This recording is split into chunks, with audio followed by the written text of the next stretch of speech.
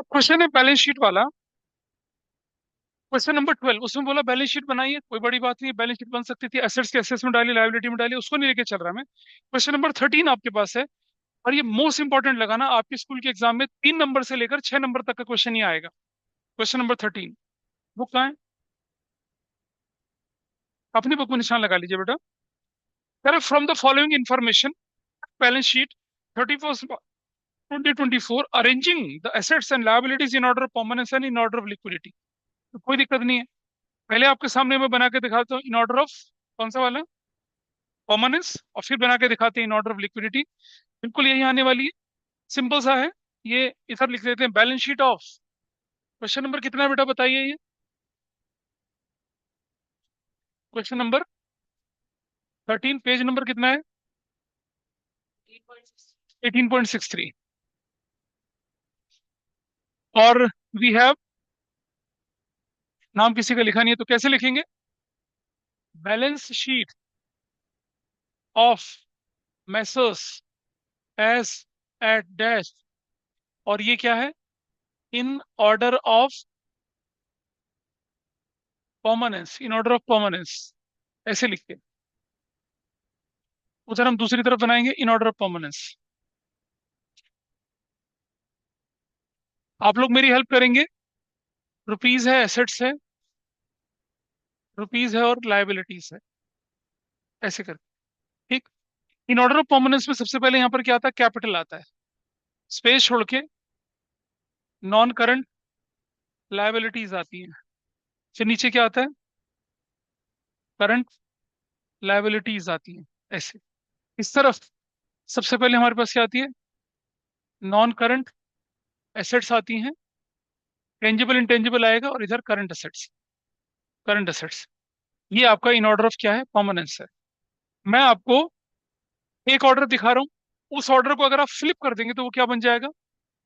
In order of liquidity बन जाएगा, ठीक है। चलो, let us start with the first item. सबसे पहले दे रखा गुडविल, ठीक है जी। अब ध्यान से सुनिएगा, गुडविल जो होती है, सबसे परमानेंट एसेट्स होती है गुडविल, तो विल राइट हियर गुडविल, सबसे ऊपर गुडविल, नॉन करंट में गुडविल, बताइए कितना? विल राइट 20,000, ऐसे कर। कुछ लोग ऐसा भी करते हैं कि नॉन करंट का टोटल लिख के बाहर लिख देते हैं, करंट का टोटल लिख के फिर बाहर लिख देते हैं। आई सजेस्ट यू कि आप ना ऐसे अलग अलग करने की जरूरत नहीं है, अब नॉर्मल करके चलिएगा। करंट नॉन करंट लिख तो रहे हैं, बाइफरकेशन करके लिख लें आप लोग, लेकिन उसको नॉर्मल तरीके से करिएगा। और देर इज अ पॉसिबिलिटी कि आपके स्कूल में मिसिंग फिगर वाले क्वेश्चंस भी बनने के चांसेस बनते हैं, तो वो मैं आपको अलग तरीके से दिखाऊंगा।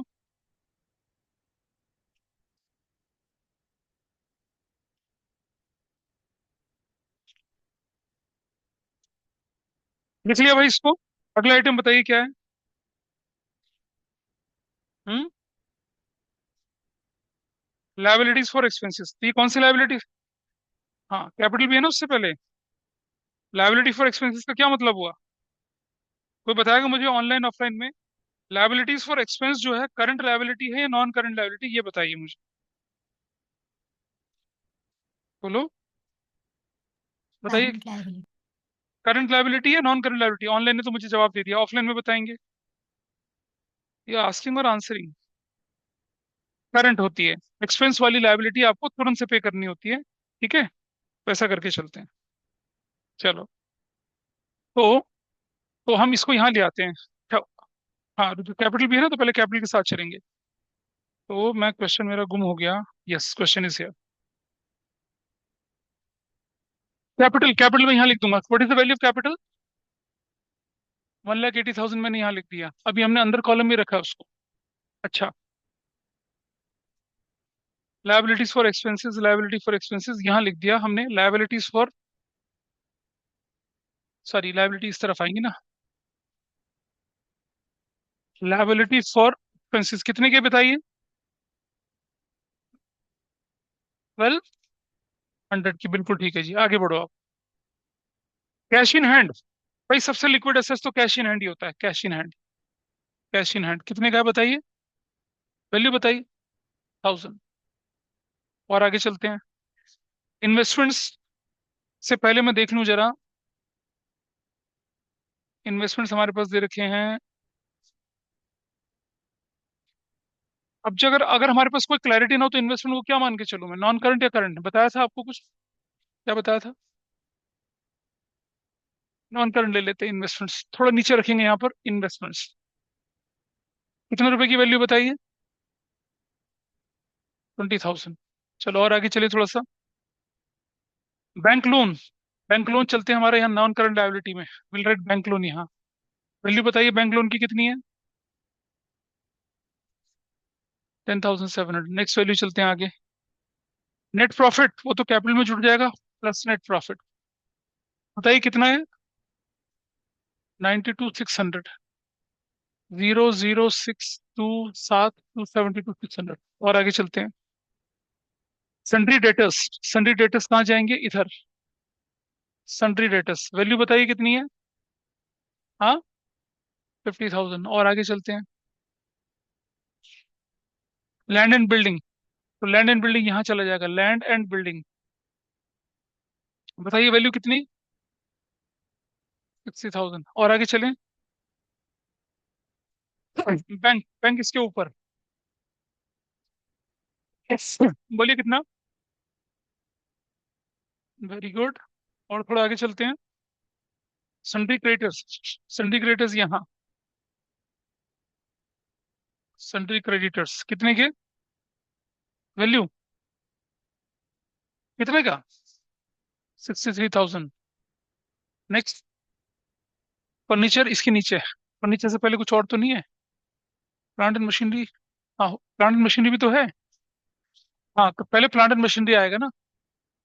पहले प्लांट एंड मशीनरी आएगा, उसके बाद फर्नीचर आएगा, क्योंकि ज्यादा फिक्स ये होती है। फर्नीचर इज मोर ड्यूरेबल या plant and machinery is more durable? Plant and machinery. तो कितना बनेंगे इसको, ये वैल्यू? हाँ, जो लिस्ट। हाँ, 40,000। यहाँ भी ऑर्डर को भी ध्यान रखना है।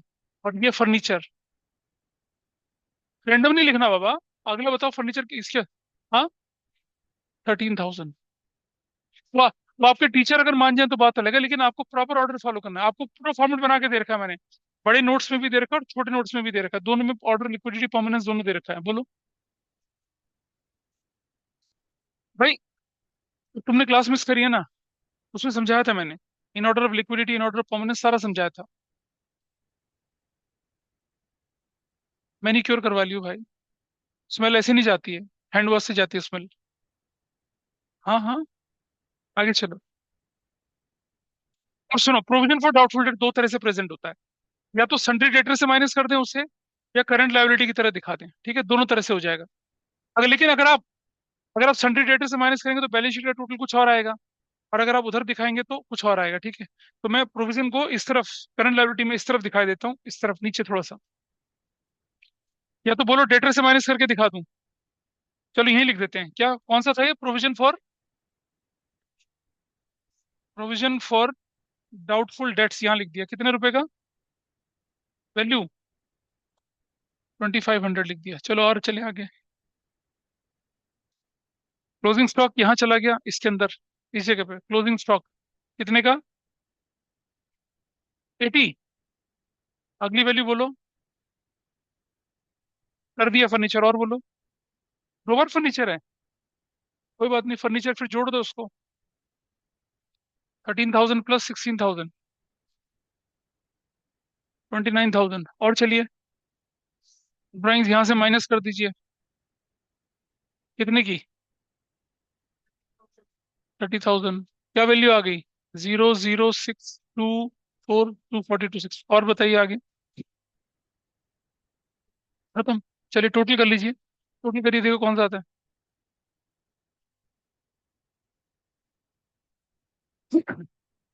अगर मैं प्रोविजन फॉर डाउटफुल डेट को यहां से हटाकर डेटर से माइनस कर दूं तो मेरा आंसर वही आ जाएगा जो इसका है। ठीक है, नहीं तो मैं करीब वैसे करके दिखा देता हूँ आपको। आप चाहो तो इसे इस तरफ दिखा दीजिए। ये दोनों तरीके पॉसिबल हैं। एल राइट 50,000 यहाँ पर, minus provision for doubtful date लिख के। आप जानते हैं ना, लाइबिलिटी साइड का कोई आइटम एसेट्स आएगा तो माइनस ही होगा। मुझसे पूछो क्या है। कैपिटल नेट प्रॉफिट ड्रॉइंग्स 2500 है ये, क्या हो जाएगा? 47,500। अब आप देखेंगे आपका आंसर कितना आता है। 13,005, 25 टू लग गया, दो दो चार, सात और एक आठ, फोर और एक फाइव, फाइव और सिक्स 11, एक दो और एक तीन, 3,18,500। देख रहा हूँ क्या गड़बड़ हुई है। दो तीन पाँच और एक छः, सात छः 13 तो 15, हाँ एक 7 होगा, ये 317। इसका टोटल देख लीजिए आप, जीरो, जीरो और फाइव और 9, 16, 17, 7, एक कैरी लग गया।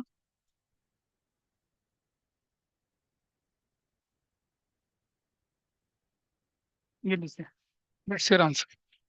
वो provision for doubtful date minus करके दिखा रहे थे, तब आपका आंसर ऐसे आ रहा है। अगर आप प्रोविजन फॉर डाउटफुल डेट को यहाँ ले आते तो आपके आंसर में 2500 बढ़ के आता, लेकिन बैलेंस शीट फिर भी मैच करती। ये कौन सा ऑर्डर है? In order of. अगर मैं इसको बिल्कुल स्लिप कर दूं तो क्या हो जाएगा वो? इन ऑर्डर, मतलब करंट असेट्स ऊपर लिखूं और पहले ये लिखूं, फिर ये लिखूं, फिर ये लिखूं, फिर ये लिखूं, फिर ये इन्वेस्टमेंट ऊपर, फिर फर्नीचर, फिर प्लांट, फिर लैंड, फिर गुडविल नीचे, ऐसे करके। मतलब अगर, हाँ, ये बैलेंस शीट को प्रेजेंट करने के दो तरीके होते हैं, इन ऑर्डर ऑफ लिक्विडिटी या इन ऑर्डर ऑफ परमानेंस, और कुछ नहीं है। मैं इसको बना के दिखा देता हूँ, अगर यहाँ बनता तो कैसे बनता, आप देखिए जरा। I write here balance sheet of messrs as at dash, और यहाँ लिख रहा हूँ क्या, this I am writing in order of क्या, अब मैं लिख रहा हूँ इन ऑर्डर ऑफ लिक्विडिटी, ऐसे करके, ठीक है। आपको सामने बैलेंस शीट बना के दिखा रहा हूँ, बिल्कुल वही वाला है। और वैसे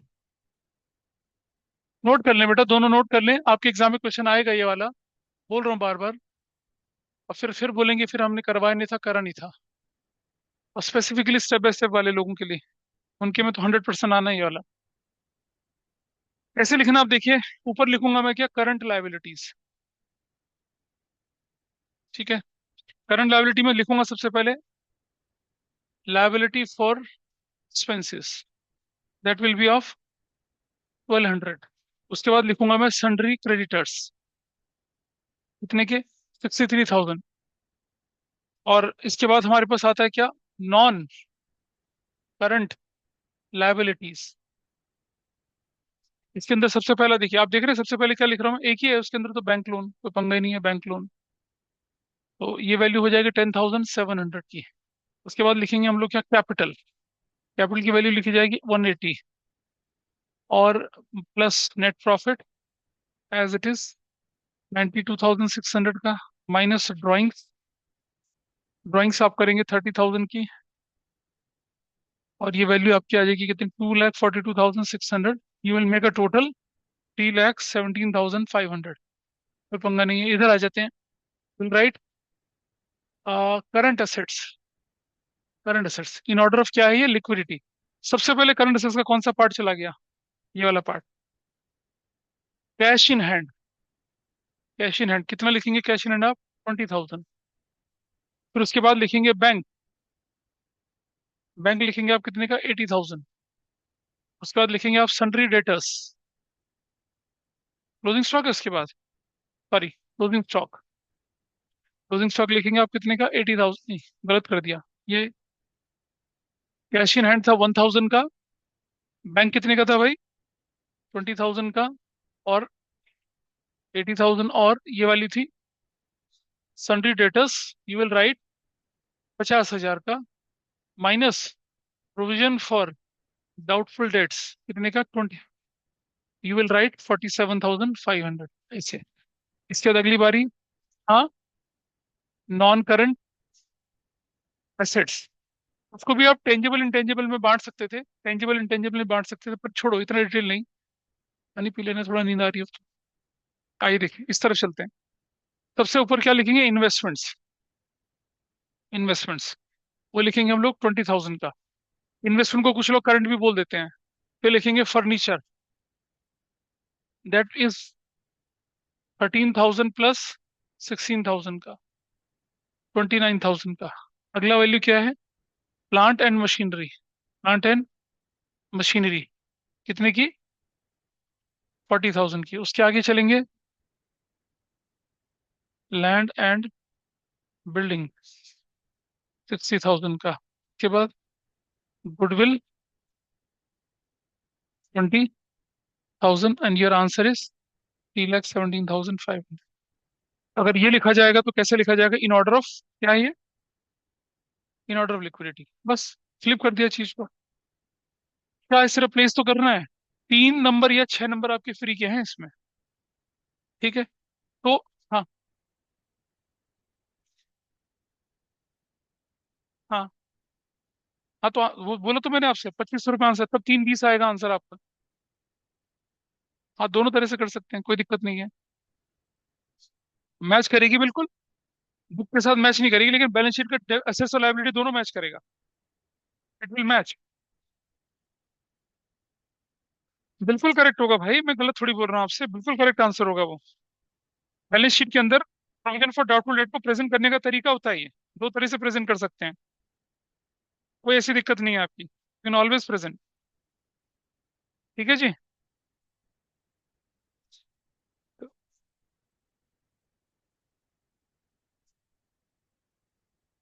इसी तरह से प्रेजेंटेशन चलते हैं आपके। और अब चलिए,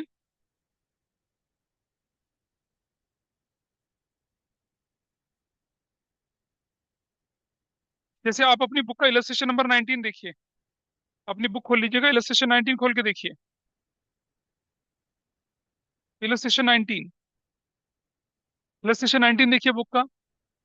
इसमें आपको दिख रहा है, prepare balance sheet of Gurman in order of permanence of in order of liquidity. दिख रहा है, in order of permanence in order. Page number है 18.36। यहाँ पर आपको डिप्रिसिएशन दिखा रखा है, चाहे तो डिप्रिसिएशन आप माइनस करके दिखाइए, या प्रोविजन फॉर डिप्रिसिएशन की तरह लायबिलिटी में भी दिखा सकते हैं। इलस्ट्रेशन 19 अपने आप करेंगे आप लोग, ठीक है, मैं नहीं बता रहा उसको, इसको कर लेना घर में आप लोगों ने। तो फाइनेंशियल स्टेटमेंट विदाउट एडजस्टमेंट इस तरह से वाइंड अप होता है। अब हम शुरू करेंगे नया चैप्टर, जो कि हमने हेडिंग दे रखी है, फाइनेंशियल स्टेटमेंट विद एडजस्टमेंट्स। कैसे होता है विद एडजस्टमेंट, वो मैं बता रहा हूँ आपको। इसे नोट कर लीजिए सब लोग पहले। ये लीजिए बुक, इलस्ट्रेशन 19 भी देख लें बुक का आपने एक बार। Those who are online, any problem in this? है किसी का कॉमर्स बैकग्राउंड में? तो फाइनेंशियल स्टेटमेंट विद एडजस्टमेंट का क्या मतलब होता है, जरा समझिए। पहले तो बोले एडजस्टमेंट कहते किसे हैं। मैंने आपको बताया था रेक्टिफिकेशन ऑफ एरर कितनी 4 स्टेज में होती है। पहली स्टेज, जब आपका क्या बन जाए, जर्नल एंट्री हो जाए और ट्रायल बैलेंस नहीं बना। वो हमने चैप्टर पढ़ा था रेक्टिफिकेशन ऑफ एरर, याद है सबको? दूसरी स्टेज, ट्रायल बैलेंस बन गया और एरर निकल आई। ट्रायल बैलेंस, आपके पास क्वेश्चन में ट्रायल बैलेंस गिवन होगा और नीचे एडजस्टमेंट्स दे रखी हैं। एडजस्टमेंट्स क्या है? एरर ही तो है जिन्हें आप ठीक कर रहे हैं। तो ये रेक्टिफिकेशन ऑफ एरर की दूसरी स्टेज है। और तीसरी और चौथी स्टेज आपको देखिएगा क्लास 12th में। तो रेक्टिफिकेशन ऑफ एरर, जिसे हम फाइनेंशियल स्टेटमेंट विद एडजस्टमेंट्स बोल रहे हैं, टू बी वेरी प्रिसाइज, कि भाई डेप्रिसिएशन चार्ज नहीं किया तो एरर ऑफ ओमिशन हो गई। आपने सैलरी पे करनी थी 50,000, आपने सिर्फ 40,000 पे करी, 10,000 नहीं पे करी, आउटस्टैंडिंग सैलरी हो गई। Got it? ये एडजस्टमेंट्स बन गया। पता चल गया? Got it? पढ़ लो नोट्स को थोड़ा सा, कोई बात नहीं, दिस इज फाइन। कैसे एडजस्टमेंट्स देखने हैं, कितने एडजस्टमेंट्स हैं, तो एक बार नोट देख लीजिए। पहले मैं दिखा दूं कि कितने एडजस्टमेंट्स हैं, हमारे सिलेबस में कितने एडजस्टमेंट्स हैं, लेकिन हम कितने करेंगे। तो I am just sharing the document with you. Can you see the document here? क्या दिख रहा है सबको ऑनलाइन में डॉक्यूमेंट? ये can you see the document here? Yes sir. सब लोग देख लीजिए एक बार डॉक्यूमेंट को। पहले पेज पे 9 है। कौन कौन से, मैं एक बार, आपके सामने जो डॉक्यूमेंट दिख रहा है उसमें कुछ हमने क्या कर रखे हैं, येलो कलर से हाईलाइट कर रखे हैं, देख रहे हैं? तो जो येलो कलर से हाईलाइट करें, they are in your syllabus. 1 2, हमारे पास क्लोजिंग स्टॉक का एडजस्टमेंट्स है, आउटस्टैंडिंग एक्सपेंस है, एक्रूड इनकम है, प्रीपेड एक्सपेंसेस है, इनकम रिसीव्ड इन एडवांस है, interest on capital. Interest on drawings आपके सिलेबस में नहीं है।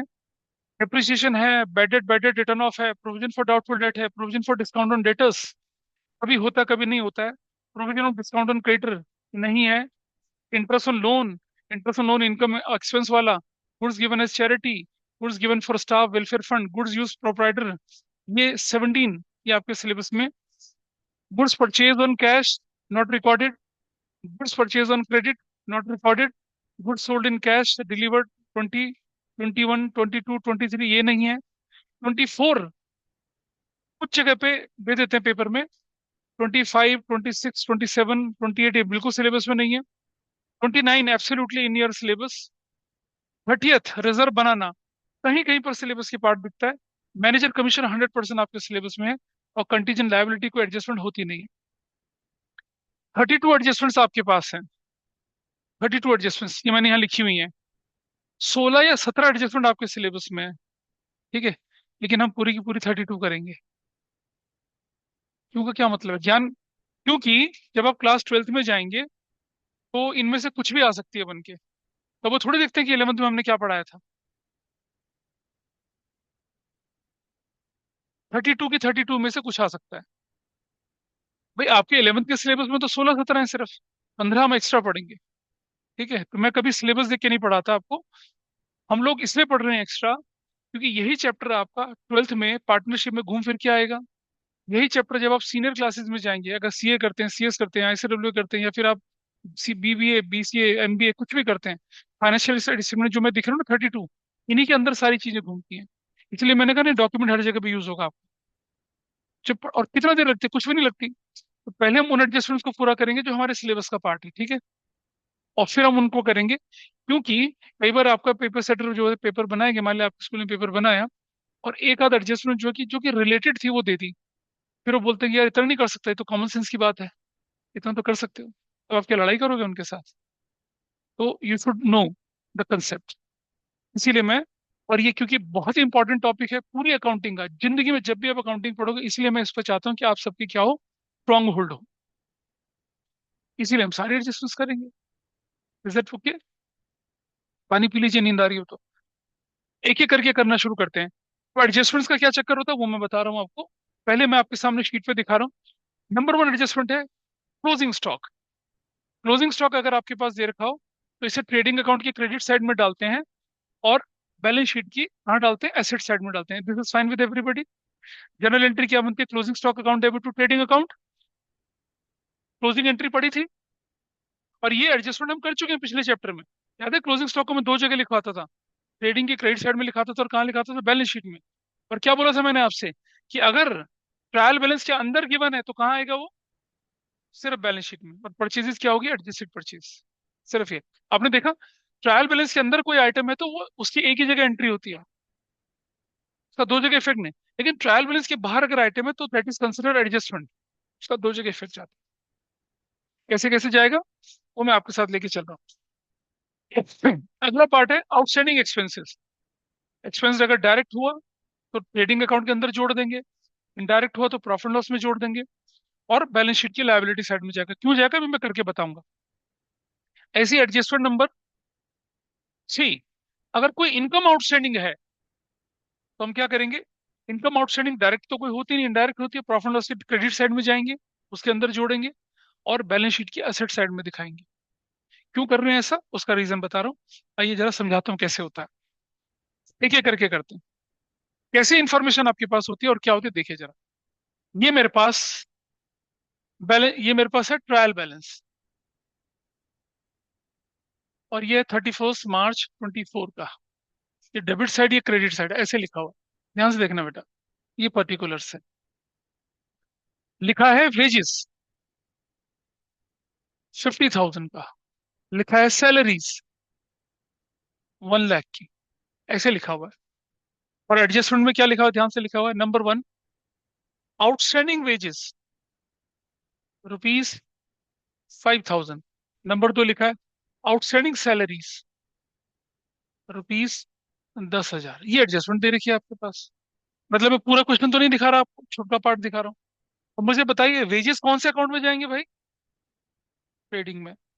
और सैलरीज कौन से अकाउंट में जाएगी, प्रॉफिट एंड लॉस में। ठीक। और अगर वेजेस ड्यू थे और पे नहीं करे वो हमारे लिए लायबिलिटी। भाई दो जगह इफेक्ट जाएगा ना। एक कहाँ जाएगा, ट्रेडिंग के डेबिट साइड में जुड़ेगा, और लायबिलिटी साइड में। सैलरीज आउटस्टैंडिंग है, मतलब ड्यू हो गया था लेकिन पे नहीं किया, लायबिलिटी कहाँ जाएगा, प्रॉफिट एंड लॉस की डेबिट साइड में और लायबिलिटी साइड में। एक्चुअल प्रिंसिपल लग रहा है। देखो बेटा, मेरे सैलरी से 60,000 की, लेकिन मैंने 50,000 दिखाई, 10,000 की सैलरी तो दिखाई नहीं। नहीं दिखाई तो अब दिखाऊंगा। कैसे दिखाऊंगा? प्रॉफिट लॉस के अंदर से डाल दूंगा, और फिर लायबिलिटी साइड में भी दिखाऊंगा आपको। ठीक है, जनरल एंट्री बताऊंगा, लेकिन देखिए सोल्यूशन कैसे बनेगा इसका, देखिए। राइट, ट्रेडिंग अकाउंट ऐसे, कि क्रेडिट साइड या डेबिट साइड, क्या लिखूंगा? वेजेस कितने का? 50,000 रुपये। और यहां बना रहा हूँ नीचे में क्या? बैलेंस शीट 31 मार्च 24 को, ऐसे करके। ये एसेट साइड है, ये लायबिलिटी साइड है। This is how I show. और यहां बना रहा हूं मैं प्रॉफिट एंड लॉस अकाउंट, ऐसे। दिस इज क्रेडिट साइड और दिस इज डेबिट साइड। क्या लिखेंगे? वेजेस 50,000 का, क्या करूंगा मैं? आउटस्टैंडिंग वेजेस कितने का भाई? 5,000 का। What is my value? 55,000। Everybody is okay. और लाइबिलिटी साइड में क्या लिखूंगा? Outstanding wages. एडजस्टमेंट का दो जगह इफेक्ट, एक कहाँ चला गया? जहां ट्रेडिंग में, और दूसरा कहाँ चला गया? लाइबिलिटी। बिंगो। सैलरीज कहाँ लिखी जाएगी? यहाँ पर सैलरीज कितने की? 1 लाख की। Is that okay? तो आप एक बात समझिए, ट्रायल बैलेंस का आइटम तो एक ही जगह पे गया ना। वेजेस सिर्फ ट्रेडिंग में गया, सैलरी सिर्फ प्रॉफिट लॉस में गया। लेकिन जो एडजस्टमेंट है वो कहाँ गई? ट्रेडिंग में भी गई और बैलेंस शीट में भी गई। और एड आउटस्टैंडिंग, आउटस्टैंडिंग सैलरीज कितने की? 10,000 की। तब सैलरी कितनी की हो जाएगी? 110। और यहाँ लिखूंगा मैं आउटस्टैंडिंग सैलरीज कितने की?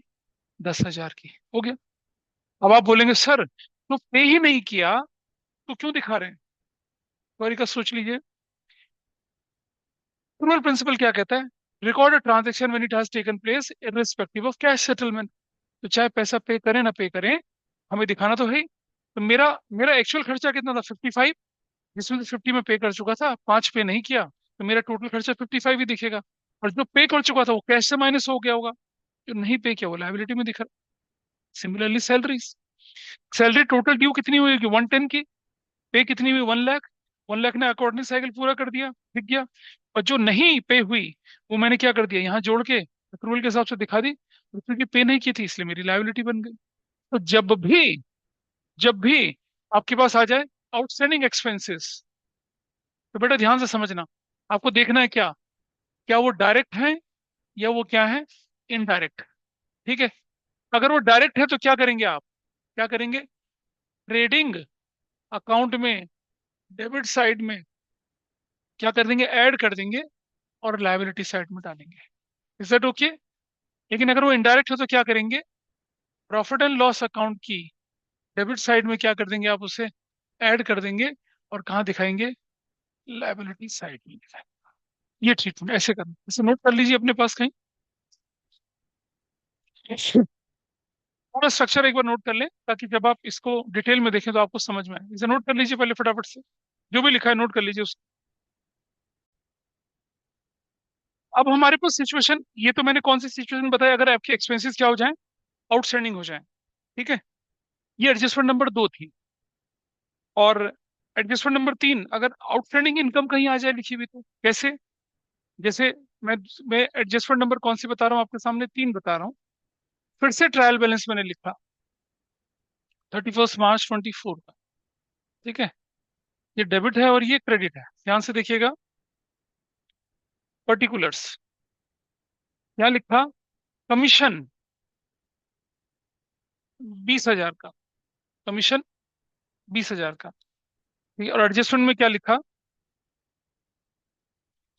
एक्रूड कमीशन रुपीज 5,000, ऐसे लिखा हुआ गया। तो क्या करेंगे भाई? अब आप जानते हैं कि कमीशन जो होता है वो तो सिर्फ प्रॉफिट लॉस की क्रेडिट साइड में जाएगा, ट्रेडिंग में तो जाता ही नहीं है। तो मैं क्या करूंगा इसके सॉल्यूशन में?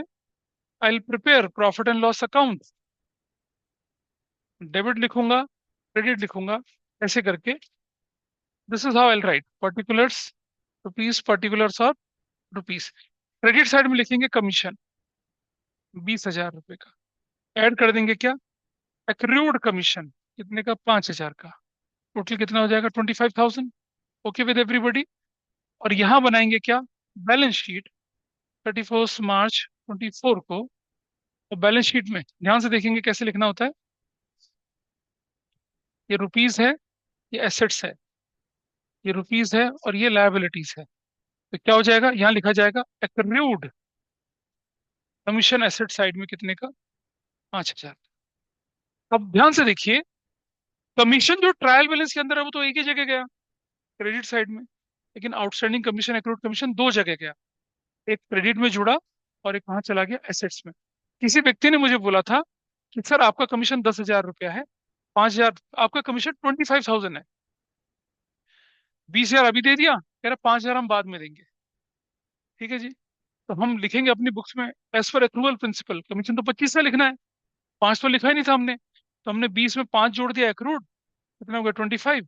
और एसेट साइड में 5,000 क्योंकि अभी हमें मिलना बाकी है, उसको बना के लिख दिया। तो यानी कि अगर आपके पास कहीं लिखा आ जाए क्या, आउटस्टैंडिंग या एक्रूड इनकम, तो तो क्या करेंगे उससे, प्रॉफिट एंड लॉस की क्रेडिट साइड में जाके क्या करेंगे, ऐड करेंगे, और कहाँ दिखाएंगे, एसेट साइड में।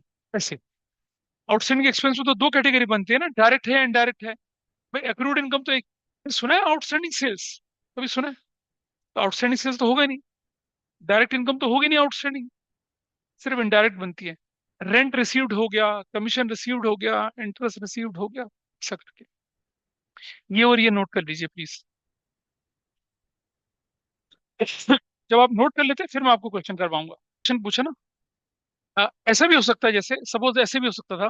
एक और चीज बताता हूँ, जैसे लिखा हुआ है एडजस्टमेंट नंबर 1, एडजस्टमेंट नंबर 2, लिखा है क्या, rent is due but not yet received, not yet received ₹8,000, ऐसे लिख दिया। रेंट जो था हमारा ड्यू था लेकिन रिसीव नहीं हुआ, तो क्या करूंगा मैं इधर, इधर इस जगह पे क्रेडिट साइड में क्या लिखूंगा, यहाँ पर मैं एक्रूड रेंट लिखूंगा कितने का, 8,000 का, और यहाँ लिखूंगा एक्रूड रेंट 8,000, तब ऐसे लिख दूंगा। अगर आइटम अपीयर होता है तो उसमें जोड़ देंगे, नहीं तो अकेला चलो, ऐसा कर सकते हैं। नोट कर लीजिए, अपने नोट्स को देखिए फटाफट से एक बार आप। एडजस्टमेंट नंबर क्लोजिंग स्टॉक किया, एडजस्टमेंट नंबर 2, अब पता है आउटस्टैंडिंग एक्सपेंस को कई तरह से बुलाया जाता है, एक्रूड एक्सपेंस भी बोलते हैं, expense due but not yet paid, expense still to be paid, unpaid expenses ऐसे बोला जाता है। इसका ट्रीटमेंट कर लिया। Accrued income, outstanding income, income due और earn but not yet received, income still to be received, ये हमने कर लिया। अब बारी आई आपकी क्या, पेड एक्सपेंसेस की, क्या बोला हमने, प्रीपेड एक्सपेंसेस। ठीक है, प्रीपेड एक्सपेंसेस की बात कर रहे हैं, तो वो कैसे होगा जरा देखिए, आपके सामने एग्जांपल लेके चल रहा हूँ। हमने बोला ये मेरे पास ट्रायल बैलेंस है 31 मार्च 24 का, ये डेबिट साइड है, ये क्रेडिट साइड है, लिख लिया, ये पर्टिकुलर है। यहाँ लिखा वेजेस 50,000 का, यहाँ लिखा रेंट 60,000 का, ठीक है, यहाँ लिखा सैलरीज 1 लाख रुपए की। ठीक, ये तीन चीजें लिख दी। एडजस्टमेंट 1, हमने लिखा advance wages ₹3,000। Number 2, unexpired rent ₹5,000। Number 3, salaries carried, salaries carried forward, salaries carried forward ₹8,000, ये लिखा है भाई। तीन अलग अलग चीजें लिखी हैं, और तीनों का मतलब क्या होता है, एडवांस, एडवांस वेजेस बोल दें, प्रीपेड वेजेस बोल दें, अनएक्सपायर्ड, अनएक्सपायर्ड का मतलब वो रेंट जो अभी खत्म ही नहीं हुआ, मतलब एडवांस है। सैलरीज कैरीड फॉरवर्ड मतलब सैलरी अगले साल कैरी कैरी तभी तो लिया होगा जब एडवांस होगी। तीनों का मतलब एक ही चीज होता है, सिनोनिम्स की तरह लिखा है, नोट्स में भी लिखा हुआ है। इसका सोल्यूशन देखिए, हम बनाएंगे trading account, trading account normal बनेगा, ट्रेडिंग अकाउंट क्रेडिट और डेबिट। हम बनाएंगे प्रॉफिट एंड लॉस अकाउंट, ये बनेगा हमारे पास डेबिट और क्रेडिट। और ये बनाएंगे हम नीचे क्या, बैलेंस शीट ऐसे करके ये लायबिलिटी साइड बनेगी और ये वाली साइड बनेगी एसेट साइड। सबसे पहला काम, इनको जहां ये जाते हैं वहां वहां भेज दीजिए। बताइए वेजेस कहाँ लिखा जाएगा? वेयर टू शो वेजेस, कोई बताए मुझे? ट्रेडिंग में तो आई राइट वेजेस, अंदर वाले कॉलम में 50,000। बताइए सैलरी कहाँ लिखी जाएगी? नहीं, रेंट रेंट। रेंट कितना लिखा जाएगा? 60,000। ये भी ठीक है। सैलरीज कहाँ लिखी जाएगी? 1 लाख। आप देख रहे हैं, जो आइटम ट्रायल बैलेंस के अंदर था वो सिर्फ एक ही जगह पे गया, गया एक जगह पे। चलो एडजस्टमेंट ढूंढते हैं। अब एडवांस वेजेस, हमने वेजेस पे कर दिए, पता चला इसमें से 3,000 एडवांस निकल आया। माइनस कर दो। माइनस एडवांस वेजेस, कितने का? 3,000 का, 47,000। और यहाँ लिखेंगे क्या? एसेट्स में एडवांस वेजेस कितने का? 3,000 का। भाई ठीक है, बात हो गया। अनएक्सपायर्ड रेंट, रेंट में से माइनस कर दिया क्या? वही एडवांस रेंट। एडवांस रेंट कितना, कितना माइनस करा? 5,000। वैल्यू कितनी होगी? 55,000 की। एसेट्स में कितना दिखा देंगे? एडवांस रेंट, वही लिख दो एडवांस, हर जगह कोई फर्क नहीं पड़ता, 5,000। सैलरीज कितने की एडवांस? कितने की एडवांस है? 8,000। Your values 92,000। और यहाँ लिखा जाएगा एडवांस सैलरीज कितने की? 8,000 की। बिंग खत्म, हो गया। ऐसा करना है तो आप देख रहे हैं एडजस्टमेंट्स गया दो जगह पे, दो जगह पे। और जो ओरिजिनल वैल्यू थी वो कहाँ चली गई? एक ही जगह पे चली गई। इसे नोट कर लीजिए। और फिर एक स्ट्रक्चर देखते हैं ऐसा वाला। इसे नोट करेंगे पहले फटाफट से, और देखिए कैसे दिखता है। तो इसका मतलब हमारा एक रूल ऑफ थंब बना। क्या रूल ऑफ थंब बना, जरा देखिए। अगर कोई एक्सपेंस दिख रहा है, अगर एक्सपेंस क्या है? एडवांस एक्सपेंस है, डायरेक्ट है, तो ट्रेडिंग के डेबिट साइड में जाके क्या हो जाएगा? वो डिडक्ट होगा। क्या होगा वो? डिडक्ट। Everybody is okay. और किस तरफ दिखेगा? एसेट साइड में दिखेगा। प्रॉफिट लॉस की डेबिट साइड में से जाके क्या हो जाएगा? डिडक्ट होगा। और कहाँ दिखेगा? एसेट साइड में होगा। ये इसका रूल बनता है। ये फ्लो चार्ट ध्यान रखें, जब आप रिवाइज करेंगे तो ये आपको बहुत अच्छे से हेल्प करेंगे।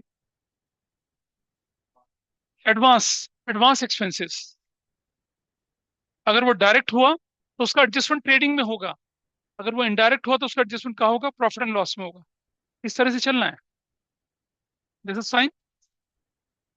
तो ये हमने जो सीखा, ये एडजस्टमेंट नंबर 4 थी आपके नोट्स में। इसको कैसे पुकारा जाता है? Advance, prepaid, carried forward, unexpired, इन नामों से पुकारा जाता है इसे। तो कभी नरेशन में कभी नोट्स में लिख दें आपको क्या मतलब, अभी क्वेश्चन में कि रेंट इज अनएक्सपायर्ड, बच्चे बोलते हैं ये क्या लिख दिया सर, ये तो क्या दे दिया? रेंट इज कैरीड फॉरवर्ड, ये कहाँ से आ गई चीज? कुछ नहीं है, प्रीपेड है वो। प्रीपेड की बात कर रहे हैं वो लोग, they not talking about anything abstract. Simple सी बात कर रहे हैं।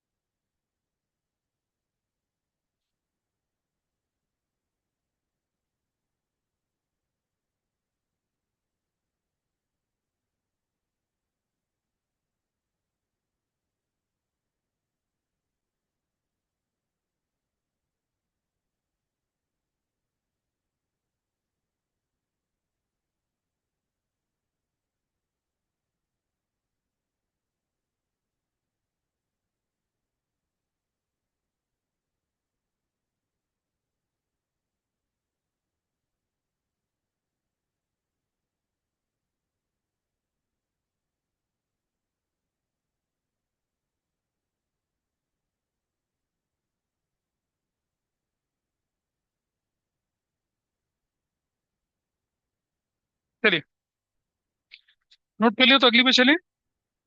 बोलिए नेक्स्ट। अब जरा दोबारा शीट पे देखिए, आप लोग अपने नोट्स को देखिए। Can you see the notes here? First second third कर लिया, फोर्थ कर लिया, फिफ्थ पे आ जाइए। अगर कोई इनकम एडवांस मिल जाए भाई, आप कोई मिल जाए इनकम आपको एडवांस में मिल जाए, रेंट एडवांस मिल गया, कमीशन एडवांस मिल गया, है ना? ऐसा हो तो क्या करेंगे, आइए देखते हैं। एक एग्जांपल लेके चल रहा हूँ। यहाँ मेरे पास ट्रायल बैलेंस है, नंबर 5 कर रहे हैं हम लोग, 31 मार्च 24 का। ऐसे डेबिट और क्रेडिट पर्टिकुलर्स लिखा हमने। Commission 50,000, interest 1 lakh. Adjustment number 1, commission is not due but received ₹10,000। Due नहीं हुआ था लेकिन फिर भी मिल गया। एक आदमी कहता है सर काम तो करना ही है, कमीशन ले लो, अभी ले लो, बाद में लेना, अभी ले लो। हमने कहा दे दे भाई।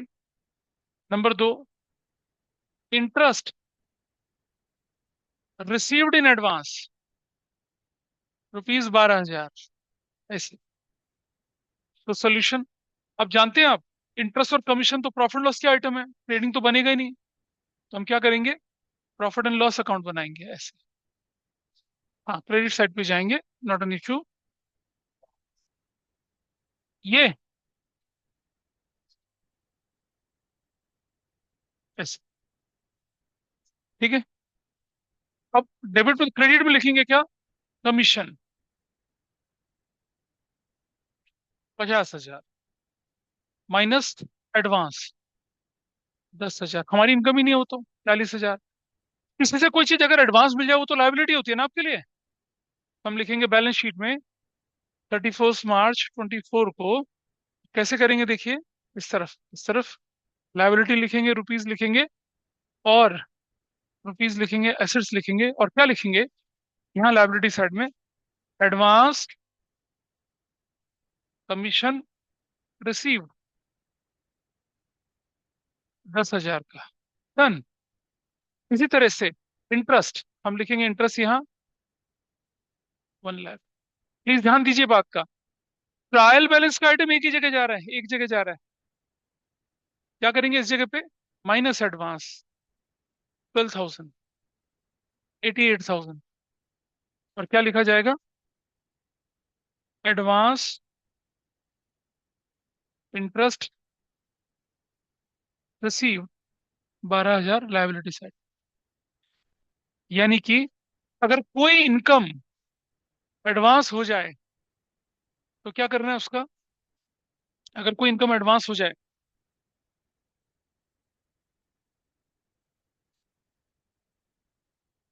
जाओ भाई कौन है, अगर एडवांस इनकम है तो profit and loss account credit side से डिडक्ट, और बैलेंस शीट में कहा जाएगा वो, लायबिलिटी साइड। ये ट्रीटमेंट इसका बनता है, इसे नोट कर लीजिए। That is the treatment. Adjustment number कौन सी है, 5। ऐसे किया, इसे नोट कर लीजिए। कोई डाउट किसी को होता है तो मुझे बताइए। और सुनो, आपको मालूम है ना कि ट्रेडिंग क्या है, प्रॉफिट लॉस क्या है। आपको मालूम है क्रेडिट साइड डेबिट साइड क्या है। आप आइटम तो लिखते थे, अब प्लस माइनस करेंगे उसके अंदर बस। वो हम नोट्स पे देख लेंगे। आइए देखते हैं। बोलूं, नंबर 7 देख लीजिए, नंबर 6, इंटरेस्ट ऑन कैपिटल। याद करो अकाउंटिंग इक्वेशन क्या करते थे, इंटरेस्ट ऑन कैपिटल को आप प्लस माइनस करते थे ना, यहाँ ऐसा नहीं होगा। इंटरेस्ट ऑन कैपिटल यहाँ कैपिटल में जुड़ जाएगी, और इंटरेस्ट ऑन कैपिटल बिजनेस के लिए तो एक्सपेंस होता है ना। डायरेक्ट होगा या इनडायरेक्ट होगा, इनडायरेक्ट। प्रॉफिट लॉस की डेबिट साइड में, सी आंसर। क्या लिखा, प्रॉफिट लॉस की डेबिट साइड में लिख दिया इंटरेस्ट ऑन कैपिटल, और लायबिलिटी साइड में कैपिटल के अंदर क्या कर दिया, जोड़ दिया। इजी है अभी मामला, कोई दिक्कत तो नहीं है। अगर कभी इंटरेस्ट ऑन कैपिटल निकालना हो तो ऐसे ही कर लेंगे। ऐसे ही अगला आइटम देखिए, इंटरेस्ट ऑन ड्राइंग्स। अब इंटरेस्ट ऑन ड्राइंग तो इंटरेस्ट ऑन कैपिटल का उल्टा होता है ना। तो इंटरेस्ट ऑन कैपिटल में से इसे माइनस कर देंगे, और प्रॉफिट एंड लॉस की क्रेडिट साइड में जाके क्या कर देंगे, डाल देंगे, खत्म। इंटरेस्ट ऑन कैपिटल और इंटरेस्ट ऑन ड्राइंग्स। बोलेंगे इंटरेस्ट ऑन ड्राइंग्स आपके सिलेबस में नहीं है, इसलिए कोई परेशानी नहीं है। ठीक है। डेप्रिसिएशन को कैसे करते हैं, सपोज आपके पास मशीनरी दे रखी है 5 लाख की, अब बोला 10% डेप्रिसिएशन है, तो भाई एसेट साइड में जाइए, मशीन में से माइनस कर दीजिए। और depreciation is your operate direct expense या इनडायरेक्ट एक्सपेंस, इनडायरेक्ट तो कहाँ जाएगा, प्रॉफिट एंड लॉस के डेबिट साइड में, काम खत्म। ठीक है। अब बेड डेट, ये जो दिख रहा है ना आपको, अगले पेज पे देखेंगे, bed date, provision for bed date, provision for doubtful date. इस पर आपको 8 पेज की एक शीट दूंगा मैं। Provision for bad and doubtful debt पर 8 पेज के नोट्स हैं अलग से। इसे मैंने यहाँ नहीं डाले क्योंकि फिर उससे डर जाते। Provision for doubtful date print I will give in the next class. ठीक है। तो अभी देखिए, अब आपके पास क्या है, पिछले चैप्टर का बैकलॉग पूरा करिए। ठीक है, इसलिए टाइम है आपके पास। हाँ, बिल्कुल आ सकते हैं। So I am winding up today. Backlog पूरा करिए इफ यू रियली वांट कि आपका अगला चैप्टर सक्सेसफुली हो जाए। ठीक है, चलिए दैट्स ऑल फॉर टुडे, फिर मिलते हैं अगली क्लास में।